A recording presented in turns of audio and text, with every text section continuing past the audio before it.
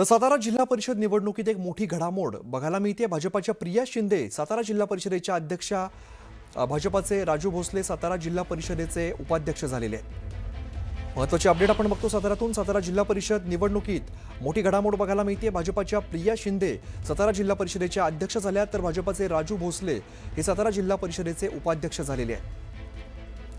साताऱ्यात भाजपाचा शिवसेनेला मोठा धक्का बघायला मिळतोय। मंत्री शंभूराज देसाई यांना मोठा धक्का मानला जातोय, कारण साताऱ्यामध्ये जिल्हा परिषद निवडणुकीत मोठी घडामोड आता समोर येते। भाजपाच्या प्रिया शिंदे सातारा जिल्हा परिषदेच्या अध्यक्ष झालेल्या आहेत, तर भाजपाचे राजू भोसले सातारा जिल्हा परिषदेचे उपाध्यक्ष झालेले आहेत। मंत्री शंभूराज देसाईंना मोठा धक्का मानला जातोय, कारण साताऱ्यात भाजपाचा शिवसेनेला हा मोठा धक्का बघायला मिळतोय। मंत्री शंभूराज देसाईंना मोठा धक्का, कारण सातारा जिल्हा परिषद निवडणुकीत मोठी घडामोड आता समोर येते। भाजपाच्या प्रिया शिंदे सातारा जिल्हा परिषदेच्या अध्यक्ष झालेल्या आहेत। सचिन जाधव आमचे प्रतिनिधी आपल्याला अधिकची माहिती देत आहेत। सचिन, सातारा जिल्हा परिषद निवडणुकीत आता मोठी घडामोड बघायला मिळते। अगदी बरोबर आहे। खरं पाहायला गेलं तर मी आपल्याला थोडंसं दुरुस्त करतो।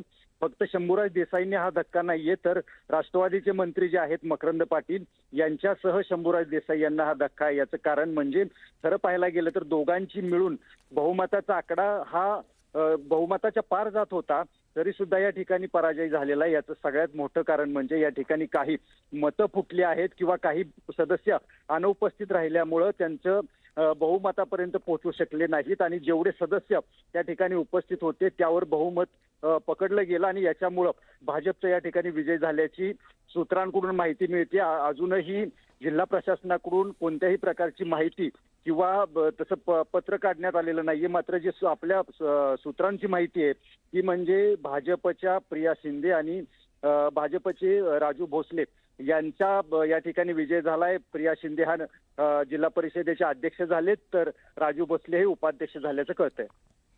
बरं, धन्यवाद या सगळ्या सविस्तर माहितीसाठी।